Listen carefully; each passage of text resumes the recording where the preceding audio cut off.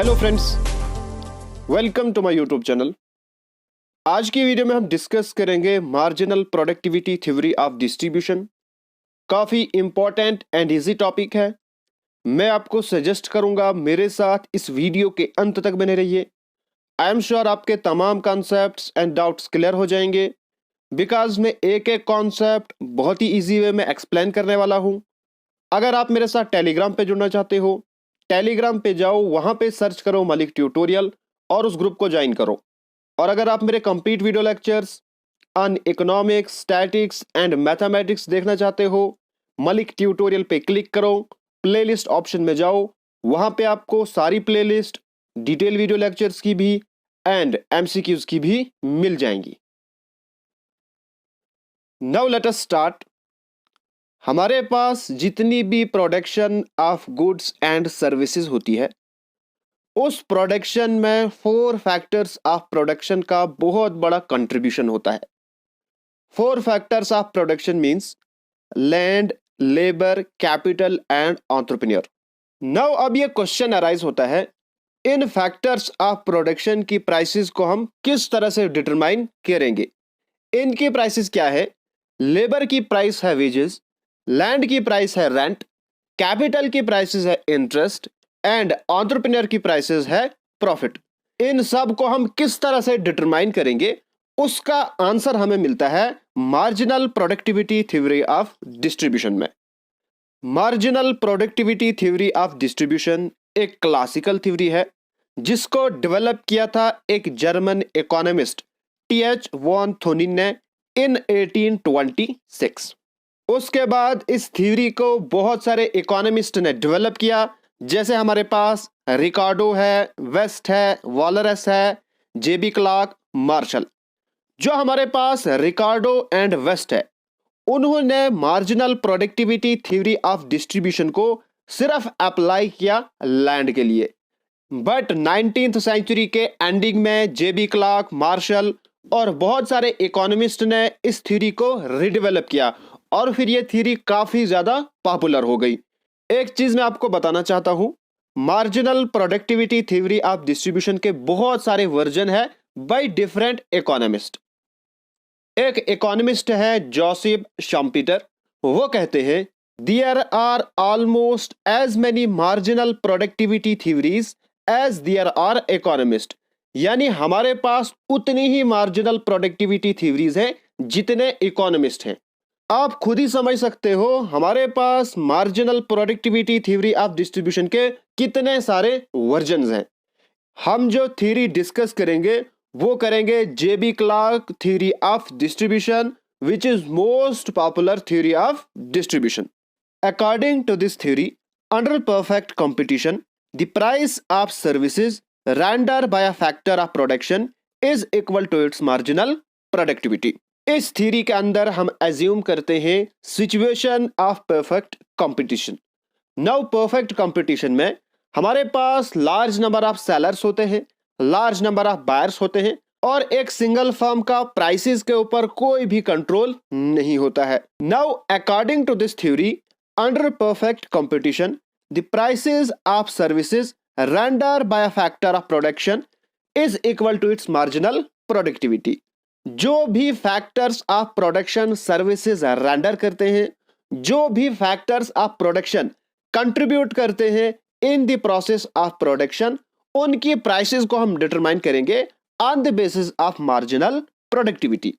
Now marginal productivity क्या होता है? Marginal productivity refers to increase in the amount of output by the addition of one unit of factor of production while keeping the other factors constant. Marginal productivity होता है जब हमारे पास output increase हो because of increase in the factors of production. जब हम एक factor of production को increase करेंगे, बाकी फैक्टर्स ऑफ प्रोडक्शन को कांस्टेंट रखेंगे। जैसे हमारे पास लैंड है, लैंड के ऊपर हमारे पास 5 लेबरर्स काम कर रहे हैं और वो प्रोडक्शन कर रहे हैं 100 क्विंटल्स ऑफ व्हीट। ठीक है, जब हम 6 लेबर एम्प्लॉय करेंगे, उस केस में अगर वो प्रोडक्शन करेंगे 120 की, ठीक है, तो हमारे पास जो मार्जिनल प्रोडक्टिविटी है यानी एडिशनल प्रोडक्शन, वो कितनी हो गई? 20 की। ठीक है, तो ये हमारे पास हो गया मार्जिनल प्रोडक्टिविटी। ये थ्योरी क्या कहती है, जो प्राइसेस हैं फैक्टर्स ऑफ प्रोडक्शन की, वो इक्वल होंगी मार्जिनल प्रोडक्टिविटी, यानी जितना वो प्रोड्यूस करेंगे। पहले हमारे पास 5 लेबरर्स थे, जब एक एडिशनल लेबरर आया, यानी उस एडिशनल लेबरर ने कितना प्रोड्यूस किया, 20 यूनिट्स, इसी के अकॉर्डिंग उसकी वेजेस मिलनी चाहिए। ठीक है। Now Clark version of marginal productivity theory क्या है, उसको हम डिस्कस करेंगे। जेबी क्लार्क एक अमेरिकन इकोनॉमिस्ट था। उसने marginal productivity theory of distribution को डेवलप किया था in his book the distribution of wealth. In the words of J B Clark, under static conditions every factor including entrepreneur would get a remuneration equal to marginal product। J B Clark ने assume किया एक complete static society, यानी which is free from the disturbance caused by economic growth, यानी कि एक constant population, constant amount of capital and constant technique of production, ये उसने assume किया। उसके बाद एवरी फैक्टर इंक्लूडिंग एंटरप्रेन्योर, जितने भी हमारे पास फैक्टर्स ऑफ प्रोडक्शन है, land, labour, capital and entrepreneur, would get a remuneration equal to marginal product. जितने भी हमारे पास फैक्टर्स ऑफ प्रोडक्शन है, उनको जो रिम्यूनरेशन मिलेगा, उनको जो मुआवजा मिलेगा, वो किसके इक्वल होगा, मार्जिनल प्रोडक्ट के, यानी कि उनकी जो प्राइसेस हैं वो किसके इक्वल होंगी, मार्जिनल प्रोडक्ट के इक्वल होंगी। ठीक है। नाउ इस थ्योरी को प्रॉपरली अंडरस्टैंड करने के लिए हम मार्जिनल प्रोडक्टिविटी के डिफरेंट कॉन्सेप्ट्स को डिस्कस करेंगे। सबसे पहला हमारे पास है marginal physical product, MPP। It is defined as addition to the total product when one more unit of variable factor is employed, the amount of all other factors remaining unchanged. Marginal physical product, marginal means addition in physical product. जब हमारे पास total production increase होती है, जब हम एक variable factor को apply करते हैं, यानी कि एक एडिशनल वेरिएबल फैक्टर को जब हम अप्लाई करेंगे, उसकी वजह से कितनी हमारे पास प्रोडक्शन इंक्रीज होगी, उसको हम कहेंगे मार्जिनल फिजिकल प्रोडक्ट। जैसे मैंने यहां पे एक एग्जांपल ली है, if 2 workers produce 5 pencils and 3 workers produce 7 pencil, then marginal product will be 2 pencils। अगर हमारे पास 2 वर्कर्स हैं, वो प्रोड्यूस कर रहे हैं 5 पेंसिल, जब हम 3 वर्कर्स को एम्प्लॉय करेंगे, अगर वो प्रोडक्शन करेंगे 7 पेंसिल की, इसका मतलब एडिशन कितना हुआ, 2 पेंसिल्स। सो 2 पेंसिल हमारे पास क्या होगा, मार्जिनल फिजिकल प्रोडक्ट। नेक्स्ट हमारे पास है marginal revenue productivity. Marginal revenue productivity may be defined as the addition to total revenue resulting from employing of one unit of factor of production, all other being constant। Now marginal physical productivity में addition होता है physical production में, जब हम एक variable factor को apply करते हैं। Now जब हम एक variable factor को अप्लाई करेंगे, उसकी वजह से जो revenue increase होगा, उसको हम कहते हैं मार्जिनल रेवेन्यू प्रोडक्टिविटी। यहां पे आपको एक चीज याद रखनी है, marginal revenue productivity and marginal revenue में थोड़ा सा डिफरेंस है।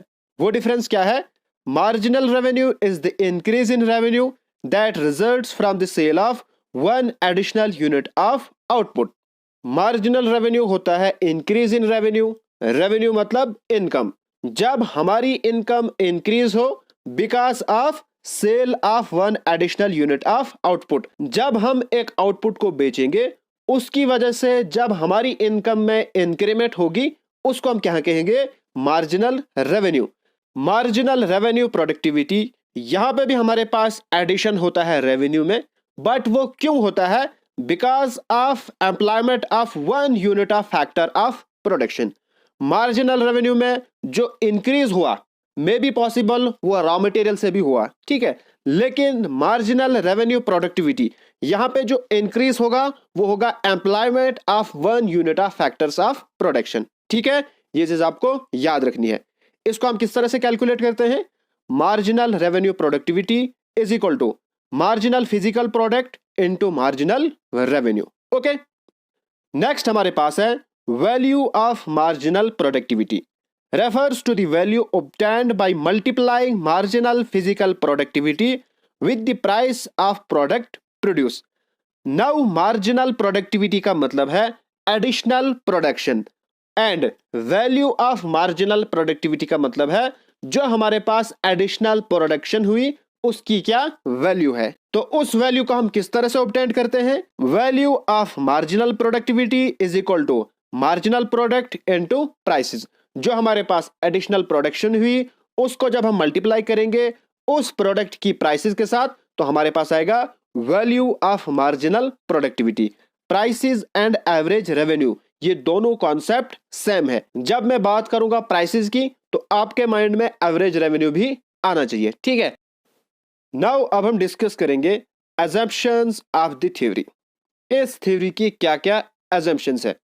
फर्स्ट हमारे पास है perfect competition in product market. Now product market क्या होता है?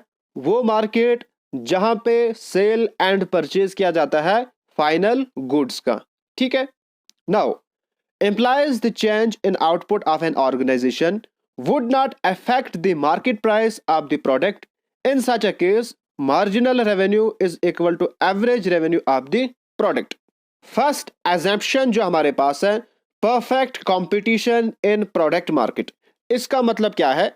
जो एक सिंगल फर्म है या कोई सिंगल ऑर्गेनाइजेशन है वो अगर अपने आउटपुट में कोई भी चेंजेस करे उससे प्राइसेस के ऊपर कोई भी इन्फ्लुएंस नहीं पड़ेगा। बिकॉज हम जानते हैं परफेक्ट कंपटीशन में एक सिंगल फर्म का प्राइसेस के ऊपर कोई भी कंट्रोल नहीं होता है। सो हमारे पास मार्जिनल रेवेन्यू यानी additional revenue from the sale of 1 unit of output वो किसके इक्वल होगा? एवरेज रेवेन्यू यानी प्राइस ऑफ द प्रोडक्ट के इक्वल होगा।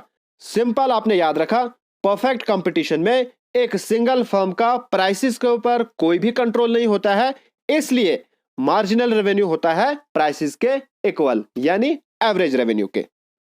सेकंड हमारे पास है perfect competition in factor market. Now factor market क्या होता है? वो मार्केट जहां पे फैक्टर्स ऑफ प्रोडक्शन की सेल एंड परचेज होती है। Now perfect competition in factor market implies that organizations are required to purchase the factors of production at the prevailing market price only।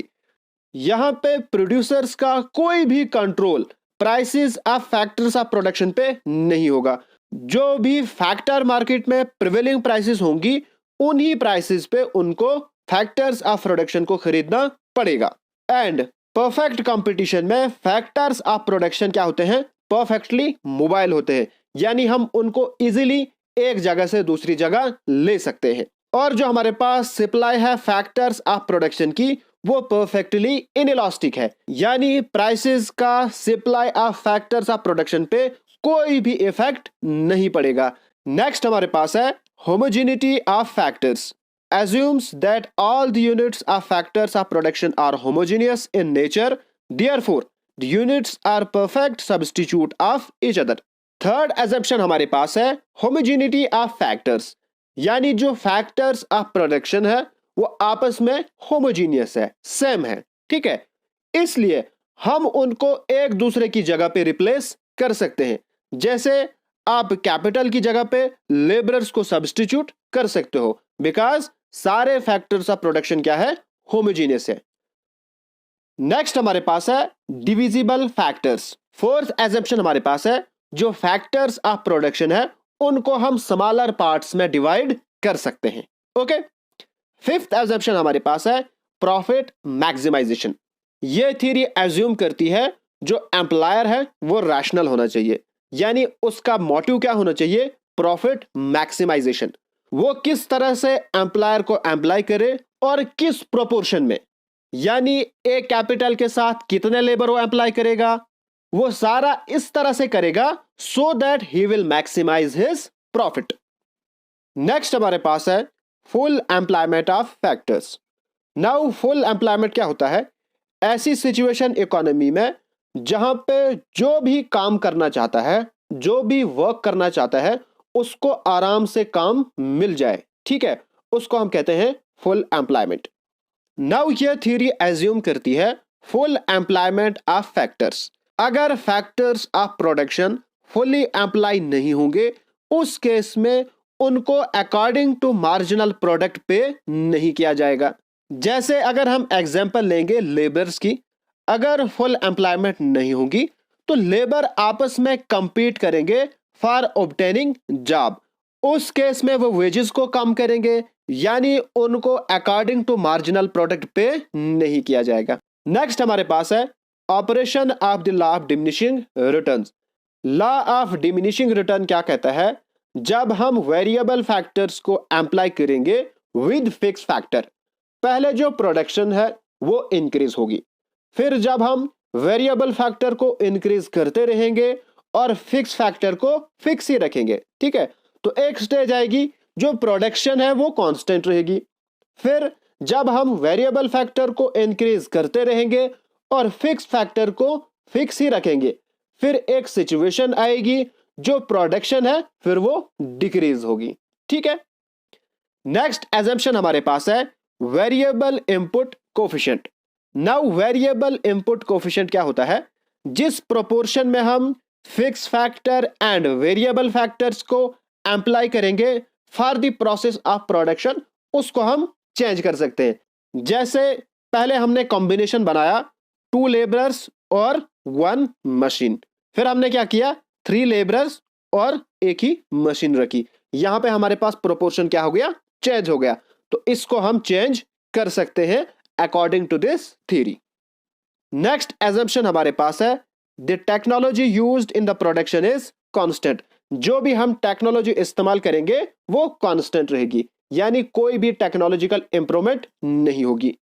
Next हमारे पास है this theory holds good in long run. ये theory किस में hold करती है? Long run में।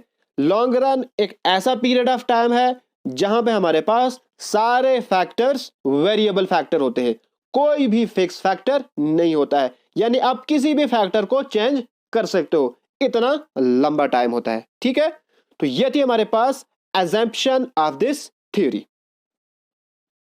अब हम इस थ्योरी को डिटेल में डिस्कस करेंगे। Okay, now marginal productivity theory explain the following facts. Marginal productivity theory 2 important facts को एक्सप्लेन करती है। फर्स्ट हमारे पास है reward of each factor unit is equal to its marginal productivity. Now हमने इस थ्योरी के assumptions में पढ़ा जो प्रोड्यूसर है वो रैशनल होना चाहिए, उसका मेन एम होना चाहिए प्रॉफिट मैक्सिमाइजेशन, या अगर उसको लॉस हो रहा है तो वो उस लॉस को किस तरह से कम करे, ठीक है। ये एक रैशनल प्रोड्यूसर की थिंकिंग होनी चाहिए। Now producer is in equilibrium only when the marginal cost is equal to marginal revenue. Producer equilibrium में कब होगा? जब मार्जिनल कॉस्ट इक्वल होगी मार्जिनल रेवेन्यू के, ठीक है। नाउ मार्जिनल कॉस्ट क्या होता है? मार्जिनल कॉस्ट एडिशनल कॉस्ट होती है जब हम एक फैक्टर ऑफ प्रोडक्शन को एम्प्लाई करेंगे। जैसे अगर हम एग्जांपल लेंगे लेबरर्स की, तो लेबरर की मार्जिनल कॉस्ट क्या आएगी? उसकी वेजेस, ठीक है। जब हम एक एडिशनल लेबरर एम्प्लाई करेंगे उसको हम कितनी वेजेस पे करेंगे उसको हम कहेंगे मार्जिनल कॉस्ट, ठीक है। नाउ प्रोड्यूसर इक्विलिब्रियम में कब होगा? जब मार्जिनल कॉस्ट यानी एक लेबरर की वेजेस इक्वल होगी मार्जिनल रेवेन्यू की।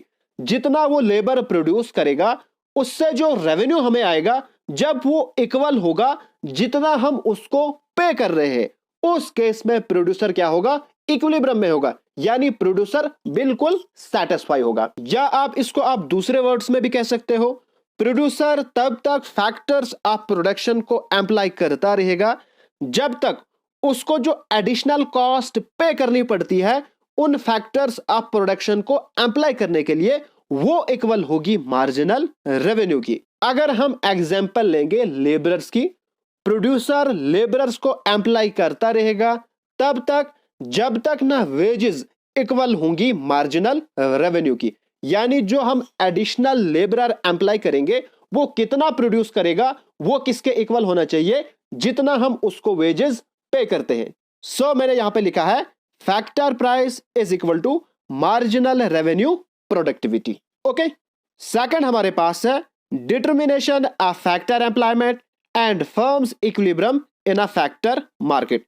यह भी बिल्कुल सेम है जैसे हमने यहां पे डिस्कस किया, थोड़ी सी वर्डिंग डिफरेंट है। The theory states that a firm should employ that many units of factors where marginal revenue productivity या value of marginal product become equals to factor price. एक फर्म तब तक फैक्टर्स ऑफ प्रोडक्शन को employ करती रहेगी जब तक ना मार्जिनल रेवेन्यू प्रोडक्टिविटी इक्वल होगी फैक्टर प्राइस के।